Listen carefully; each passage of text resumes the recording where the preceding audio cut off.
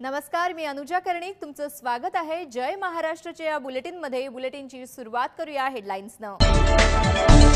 शिवाजी पार्कच्या नामांतरणाचा वाद चिघळला। नागपूर हिवाळी अधिवेशनाची सुरुवात, पहिल्याच दिवशी विरोधकांचा गदारोळ।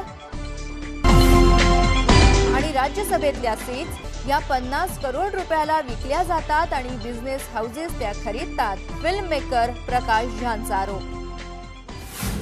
येडियुरप्पा यांनी कर्नाटक जनता पार्टी या नव्या पक्षाची स्थापना केलेली आहे आणि त्यामुळे आता कर्नाटकातल्या भाजपच्या स्थैर्यालाच धोका पोहोचणार अशी चिन्ह दिसतायत। कारण येडियुरप्पा यांनी आपल्या पक्षामध्ये भाजपचे 13 आमदार घेतलेले आहेत। या आमदारांनी पक्षाने दिलेल्या शिस्तभंगाच्या कारवाईच्या इशाऱ्याकडे दुर्लक्ष करत येडियुरप्पांच्या रॅलीत सहभाग घेतला। इतकंच नव्हे तर 13 आमदार येडियुरप्पांबरोबर व्यासपीठावर उपस्थित होते। मात्र सरकारच्या स्थैर्यावर कोणताही परिणाम होणार नसल्याचा दावा मुख्यमंत्री जगदीश शेट्टर यांनी केलाय। कर्नाटक विधानसभा विसर्जित करून भाजपने पुन्हा निवडणुकांना सामोरं जावं असं आव्हान माजी मुख्यमंत्री येडियुरप्पा यांनी दिलेलं आहे। नागपूर हिवाळी अधिवेशनाचा पहिलाच दिवस विरोधकांनी चांगल्यापैकी गाजवला। विरोधकांनी अशी भूमिका घेतली नागपूर हिवाळी अधिवेशनाच्या पहिल्या दिवशी की अजित पवार यांची उपमुख्यमंत्री पदाची घेतलेली शपथ ही असंविधानिक आहे आणि या विरोधात विरोधकांनी मूक मोर्चा काढला। सरकारच्या विरोधात आपल्या भात्यात अनेक बाण आहेत याचा प्रत्यय आज विरोधकांनी विधिमंडळ अधिवेशनाच्या पहिल्याच दिवशी आणून दिला। अजित पवार यांनी शपथ घेताना मंत्री म्हणून शपथ न घेता उपमुख्यमंत्री म्हणून शपथ घेतली। यावर विरोधी पक्षांनी विधानसभेत हरकतीचा मुद्दा मांडला। विचारणा केली की आपल्या या सरकारवर जो औरंगाबाद उच्च न्यायालयाने दिलेला निर्णय आहे तो बंधनकारक आहे का नाही आहे। जर बंधनकारक असेल तर या ठिकाणी असा स्वरूपाचा परिचय करून देता कामा नये आणि घटनाबाह्य कृत्य होत असेल तर ते होता कामा नये, याला आम्ही हरकत घेतली। रविवारी विरोधी पक्षांनी सरकारच्या सिंचनाच्या श्वेतपत्रिकेला उत्तर म्हणून काळी पत्रिका सादर केली होती, तर सोमवारी विरोधकांनी विधानभवनाच्या आवारात काळे झेंडे दाखवत काळी पत्रिका हातात घेऊन मूक मोर्चा काढला। सिंचनाचा कोट्यवधी रुपयाचा जो घोटाळा आहे त्याची SITची मागणी आम्ही फार पूर्वीपासून करतो आहोत। सरकार ते मान्य करायला तयार नाही। आमचं म्हणणं आहे या घोटाळ्याची चौकशी झाली पाहिजे, चौकशीमधून तथ्य जे आहे जनतेसमोर आले पाहिजे आणि याच्या निषेधार्थ आज आम्ही एक मूक मोर्चा काढला ज्याच्यामधून आम्ही काळे झेंडे घेऊन प्रदर्शन केलं।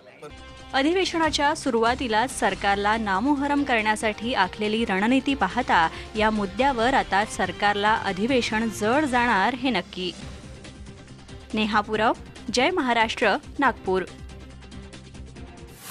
शिवाजी पार्कचं नाव बदलून त्याचं शिवतीर्थ असं नामांतरण केलं जावं यासाठीचा प्रस्ताव लवकरच महापालिकेमध्ये सादर होणार आहे। मात्र सध्या बाळासाहेबांच्या अंत्यसंस्कारानंतर त्यांच्या चौथऱ्याचं संरक्षण करणाऱ्या तिथल्या शिवसैनिकांना नक्की याबद्दल काय वाटतं हे जाणून घेण्याचा प्रयत्न केलाय जय महाराष्ट्र प्रतिनिधी अमेय पाठकनं।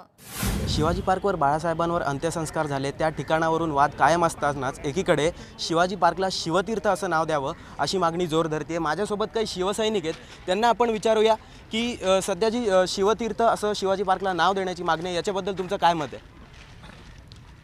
छत्रपती शिवरायांच्या वास्तव्याने पवित्र झालेल्या या मुंबईतील दादर विभागातील शिवाजी मैदान आणि या मैदानामध्ये मुंबई आणि मुंबईची अस्तित्व, मराठी माणसाचं अस्तित्व, अस्मिता याचं प्रखर उदाहरण या ठिकाणी लपलेलं आहे।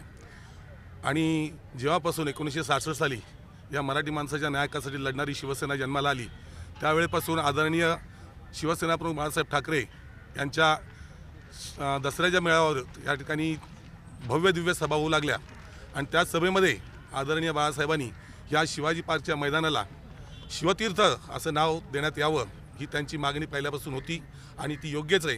त्यामुळे मी असं म्हणेन की माणुसकी हरवलेल्या जगात माणूस कुठे मिळणार आणि दुधाची चव विसरलेल्या पोराला आई कशी कळणार। ज्यांनी या शिवाजी मैदानचं शिवतीर्थ केलं त्यांच्या स्मारक इथं ठेवलं तर कुणाच्या बापाचं काय गेलं।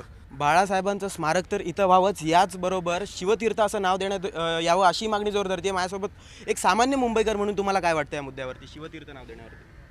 आता जो मुद्दा काँग्रेसने उचललेला आहे की याचं नामकरण ब्रिटिश काळामध्ये शिवाजी पार्क शिवाजी महाराजांच्या नावाने केलं होतं, तरी सुद्धा शिवतीर्थ शिव हे सुद्धा शिवाजी महाराजांचं नाव आहे, त्यामुळे शिवतीर्थच इथे व्हायला हवं अशी आमची आग्रही मागणी आहे आमची.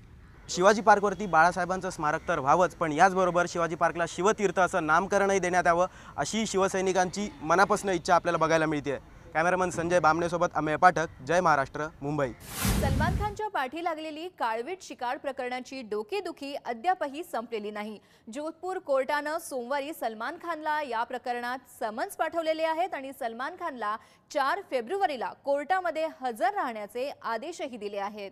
काळवीट शिकार प्रकरणी सलमानसह तब्बू आणि सोनाली बेंद्रे या दोघींनाही समन्स पाठवण्यात आले आहेत. या प्रकरणी सलमाननं आधी सुद्धा तुरुंगाची हवा खाल्ली आहे.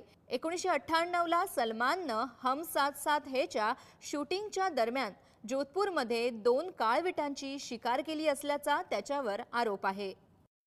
आता वेळ झाली बुलेटिनमध्ये एक छोटासा ब्रेक घेण्याची, पण विश्रांतीनंतर पाहूया बुलेटिनमध्ये इतर घडामोडी.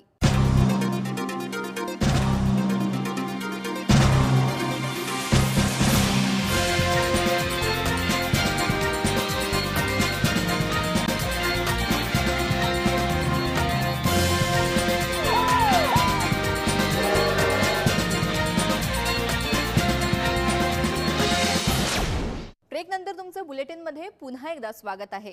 डोंबिवलीमध्ये एका 24 वर्षीय गृहिणीची भर दिवसा बस थांब्यावरती छेडछाड झाल्याची घटना घडलेली आहे. ही घटना आहे लोढा हेवन या परिसरातली. या गृहिणीची छेडछाड करणारा चक्क सुशिक्षित डॉक्टर होता. या सुशिक्षित डॉक्टराला पोलिसांनी लगेच अटकही केली आहे. मात्र कमकुवत कायद्यामुळे त्याची अटक केल्याबरोबर लगेच जामिनावर सुटकाही झाली आहे. डोंबिवलीच्या उच्चभ्रू लोढा हेवनमधील चंद्रेश सोसायटीत राहणाऱ्या 24 वर्षीय गृहिणीनं एका डॉक्टरच्या विरोधात छेडछाडीची तक्रार मानपाडा पोलीस ठाण्यात दाखल केली आहे. गेल्या काही दिवसांपासून डॉक्टर ओमप्रकाश मिश्रा तिला येता जाता छेडत असे. आपल्याला आणि आपल्या पतीला जीवे मारण्याची धमकी या डॉक्टरनं दिली असल्याची तक्रार या महिलेनं केली आहे आणि यालाच घाबरून सुरुवातीच्या काळात या पीडित महिलेनं पोलिसात तक्रार केली नव्हती. मात्र शनिवारी डॉक्टर मिश्रा यांना तिला भर रस्त्यात बस थांब्यावर छेडलं तेव्हा मात्र तिची सहनशक्ती संपली आणि पीडित महिलेनं मानपाडा पोलीस ठाण्यात तक्रार दाखल केली. परवाच्या दिवशी तर त्याने हद्दच केली की म्हणजे तो आला माझ्या मागणं आणि मला बोलला की तुला आणि तुझ्या मिस्टरांना बघून घेतो, दोघांना पण बोलतो कामाला लावतो, मी तुझी तर बरबादी केलीच आहे, तुझी बदनामी केलीच आहे बोलतो, म्हणजे तुझी बदनामी करणार मी जास्त अजून आणि तुझ्या मिस्टरांना तुला बघून घेतो, तुला म्हणजे आम्हाला दोघांना तरी जीवे मारण्याची धमकी दिलेली आहे. त्यामुळे मी काल मानपाडा पोलीस स्टेशनला जाऊन त्याच्या विरुद्ध फिर्याद दाखल केलेली आहे. या महिलेच्या तक्रारीवरून मानपाडा पोलिसांनी आरोपी डॉक्टर ओमप्रकाश मिश्रा याला अटक केली. मात्र लगेचच डॉक्टर मिश्रा याची जामिनावर सुटका झाली. त्यामुळे पीडित महिलेला पुन्हा तो आपल्याला त्रास देईल की काय अशी भीती वाटू लागली आहे. ती असे गुन्हेगार सुटायला नाही पाहिजेत ना, म्हणजे आम्ही सुरक्षित नाहीये. आता तो सुटून आला, आता उद्या मला पुन्हा खाली जाण्यासाठी भीती वाटणार. उद्या तो काय करेल काय नाही मला सांगता येत नाही ना, त्यामुळे असं व्हायला नाही पाहिजे ना. अलीकडच्या काळात तरुणी आणि महिला यांच्या छेडछाडीच्या घटनांमध्ये वाढ होतीये. त्यामुळेच महिलांच्या छेडछाडी विरोधात आता कडक कायदे करण्याची मागणी महिला वर्ग करतोय.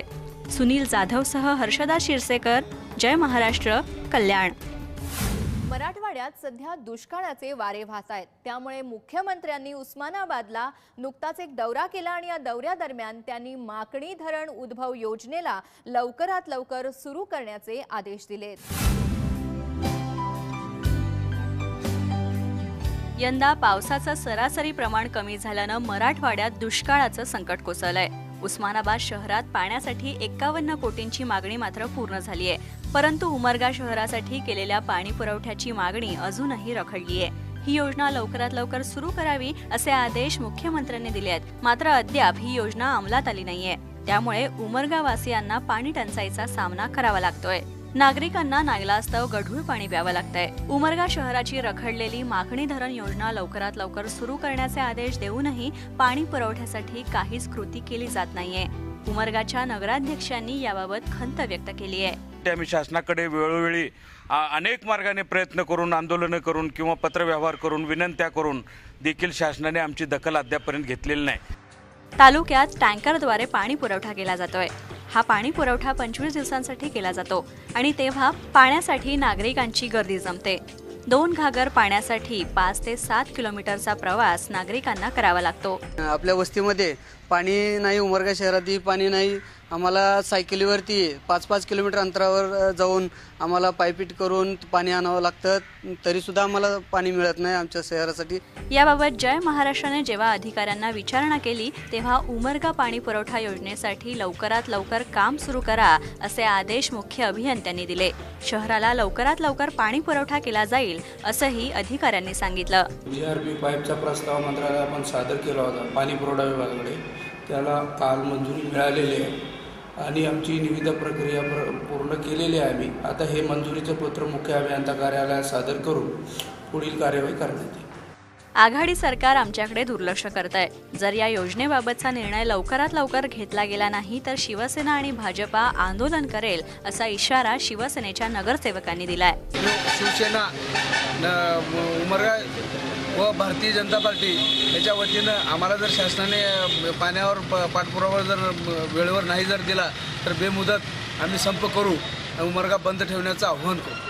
मुख्यमंत्र्यांनी योजना पूर्ण करण्याचे आदेश तर दिले आहेत, मात्र अधिकाऱ्यांनी या आदेशाला केराची टोपली दाखवली आहे. पण मुख्यमंत्र्यांच्या आदेशानंतरही उमरगावासीय पाण्यासाठी वणवण करतायत आणि आजही ते म्हणतायत, साहेब आमचा दुष्काळ कधी संपणार. उमेश वाघमारेसह प्रज्ञा म्हात्रे, जय महाराष्ट्र, उस्मानाबाद. मराठवाड्यातल्या शेतकऱ्यांना 25 TMC पाणी मिळणं आवश्यक आहे आणि सिंचन श्वेतपत्रिकेत मांडलेल्या निकषापेक्षाही जास्त पाणी शेतकऱ्यांना मिळायला हवं असं म्हणणं आहे स्वाभिमानी शेतकरी संघटनेचे नेते राजू शेट्टी यांचं.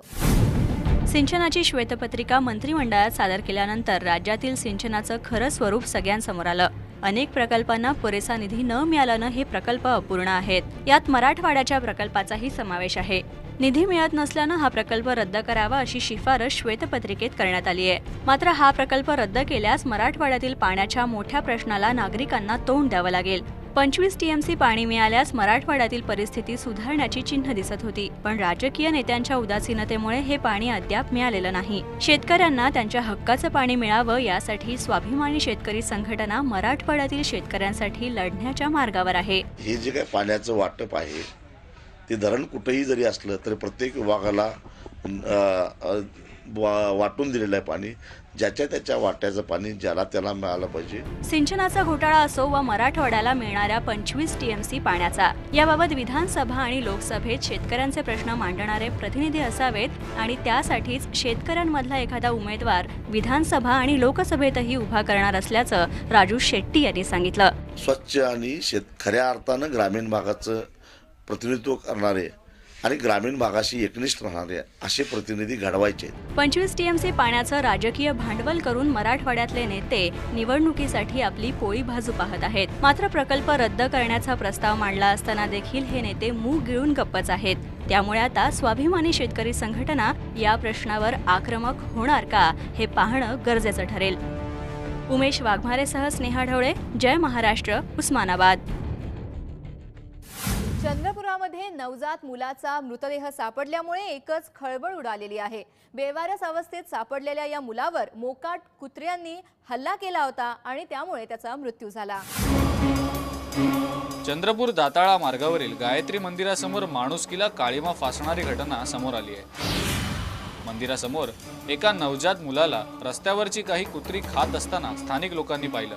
लोकांना हा संतापजनक प्रकार दिसताच त्यांनी कुत्र्यांना पेटाळून लावलं. मात्र तोपर्यंत कुत्र्यांनी नवजात मुलाच्या शरीराचा बराचसा भाग खाल्ला होता आणि त्यामुळेच त्या मुलाचा मृत्यू झालाय. कुत्रा एक लहान मुलाला हातात पकडून जात होता. त्याच्या मागे लोकांनी धाव घेतली. त्यानंतर मी सुद्धा माझ्या बाईकनी धाव घेतली. त्यानंतर काही लोकांनी दगड मारला तर कुत्र्यांनी त्या बाळाला सोडून दिला आणि पळून गेला. पोलिसांना या प्रकारची माहिती मिळताच त्यांनी घटनास्थळी जाऊन घटनेचा पंचनामा केलाय. पोलिसांनी हे नवजात मूल कुठून आलं याचा तपासही सुरू केलाय.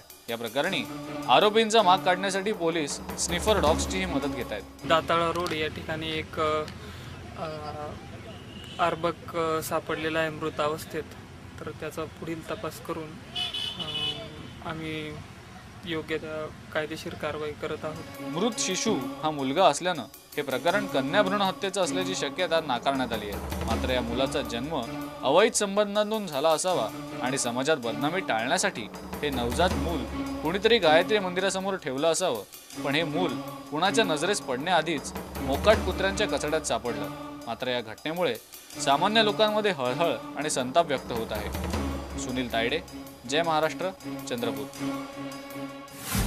बुलेटिनमध्ये आता वेळ झाली एक क्षणभर विश्रांतीची. विश्रांतीनंतर पाहूया मायानगरीतल्या इतर घडामोडी.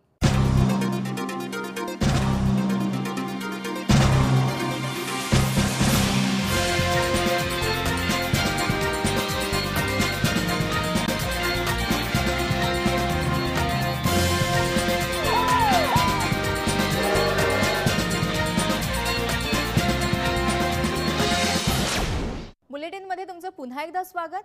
राज्यसभेतल्या सीट या 50 करोड रुपयांनी विकल्या जातात आणि अनेक बिझनेस हाऊसेस त्या खरेदी करतात असा आरोप केलेला आहे प्रकाश झा यांनी. प्रकाश झा यांनी याशिवायही अनेक आरोप केलेत. असे आरोप करण्यामागे काय कारण आहे जाणून घेऊया या रिपोर्टमधनं. प्रकाश झांनी घेतलाय अरविंद केजरीवालांसारखा पवित्रा आणि करतायत अनेक गंभीर आरोप राजकारणी आणि उद्योगपतींवर. आरोप नंबर 1, राज्यसभेतल्या सीट्स विकल्या जातात. कभी हम लोगों ने ऐसा नहीं सुना था 5-10 साल पहले कि राज्यसभा की सीट के लिए लोग 50 करोड़ खर्च कर देंगे.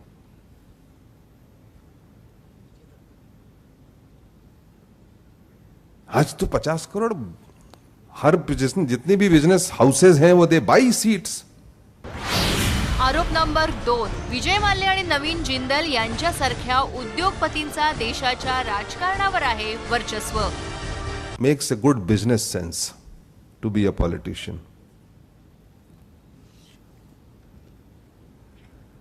And for businessmen it makes a very good sense to become a politician.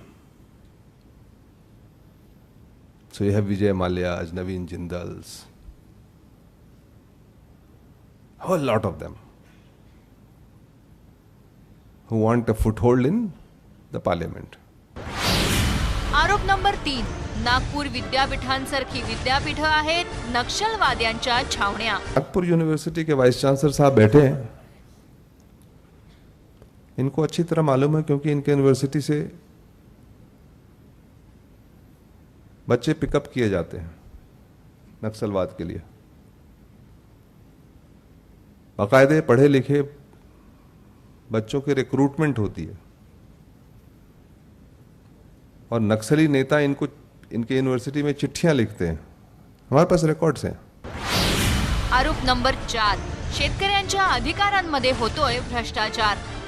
Non existent खेत के ऊपर में, नॉन एग्जिस्टेंट फसल के ऊपर में वहां पे सारा स्कीम बना के बैठे हैं.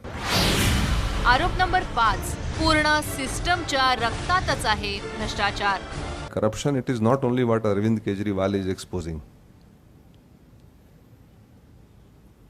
Corruption has become part of our DNA. सरकार, ये CAG, ये पॉलिटिशियन, ये सिस्टम सब डूबे हुए हैं करप्शन में. प्रकाश झांचे 5 धडधडीत आरोप. पुण्यातल्या एका व्यासपीठावरून बोलताना प्रकाश झांनी असे आरोप का करावेत असा प्रश्न तुम्हा आम्हा सर्वांनाच पडावा. पण या प्रश्नांची उकल स्वतः प्रकाश झांनीच याच व्यासपीठावर बोलताना केली. I'm making a film called Satyagraha, which will be dealing with this. Is it possible to do honest business in this country and prosper without being corrupt today? आपल्या फिल्मच्या प्रसिद्धीसाठी प्रकाश झांनी असा मार्ग निवडावा हे सामान्य माणसाला न उलगडणारं कोड आहे. अशोक गीतेंसह अनुजा कर्णिक, जय महाराष्ट्र, पुणे. आता नजर टाकूया बॉलिवूड गॉसिपवर. कॅटरीना पडली. नुकतीच कॅट धूम 3च्या शूटिंगच्या वेळी पुन्हा एकदा धडपडली आणि तिच्या हाताला झाली दुखापत. इनफॅक्ट असं म्हणायला पाहिजे की आता पुन्हा एकदा ती पडली आहे. कारण अजब प्रेम की गजब कहाणी, मेरे ब्रदर की दुल्हन, 30 मार खान, जिंदगी ना मिलेगी दोबारा, एक था टायगर आणि आता धूम 3 अशा सर्व चित्रपटांमध्ये ती शूटिंगच्या वेळी धडपडली आहे. आता कोणी एकदा धडपडलं तर आपण समजू शकतो, पण तब्बल 6 चित्रपटात लागोपाठ. पण काय करणार, कॅटरीनाचं सध्या पडकं नक्षत्र जोरदार आहे हेच खरं.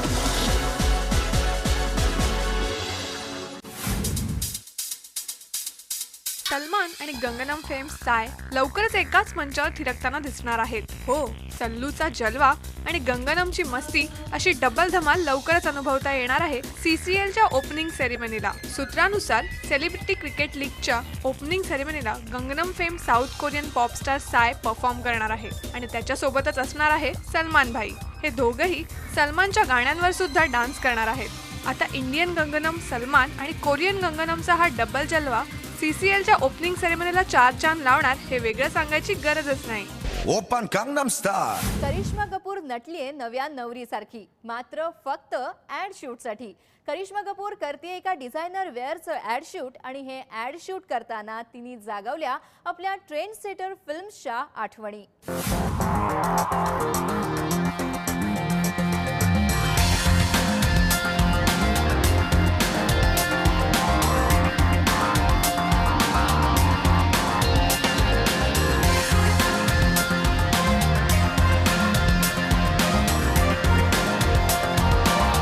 मैं जो ड्रेस पहन रही हूँ मेरी बेटी को बहुत अच्छा लगेगा because it's pink end it's festive end looks like a little Barbie doll.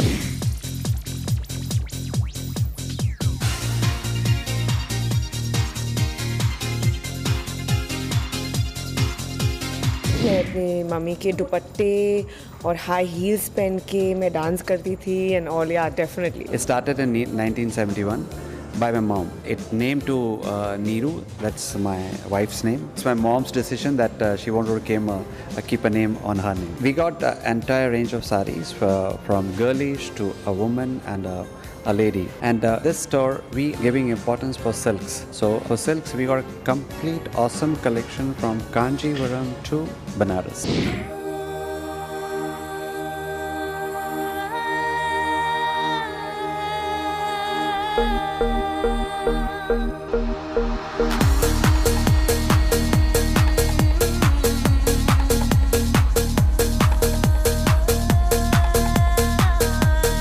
Raja Hindustani was my first film as a photographer when I started off. और तभी लोलो if you remember बहुत बड़ी बात हुई थी. Manish Malhotra, Karishma Kapoor reinventing Indian fashion and heroines, and she reinvented herself then, and I was part of that whole process. So from there to here, what I've seen is absolutely a change which is very radical. I think she's superb for anything. I've shot her in the skimpiest of outfits, and I'm today shooting her in bridals, and she just is perfect for everything.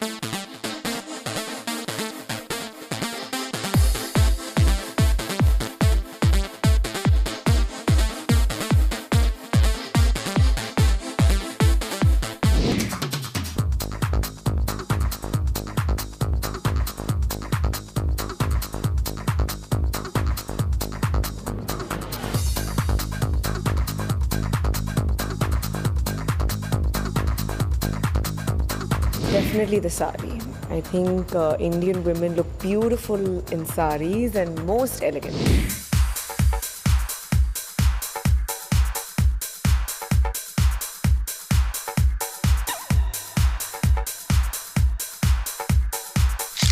It's a wedding season or festive colors are so wonderful and vibrant. So I think it's nothing about what's in or not. I think you should wear things that suit you. And definitely सब कहते हैं कि colors look so beautiful. So, you know, anything bright and nice.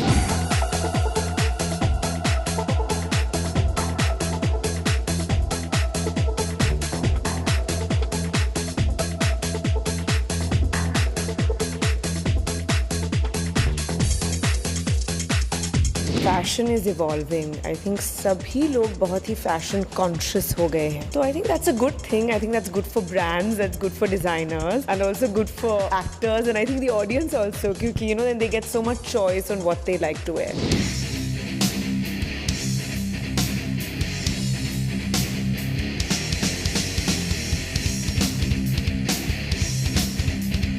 That was another path-breaking movie because the hairstyle and the look and the salwar kameez also from the 60s came back, and you know the fitted look and all.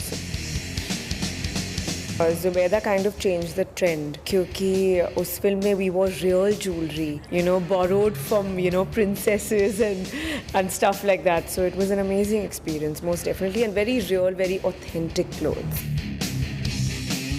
created the whole shopping abroad experience started from there, because we wore clothes that were picked up from shops and got in and, you know, restyled for films. I think I've been lucky to have been in fashion path-breaking movies, yes. BB #1. Yeah, I think known for its saris and the simple look, yes. हमेशा heroines को कहते हैं ना कि tight पहनो, short पहनो, तो इस film में तो the heroine was wearing loose cargo pants but it still looked glamorous.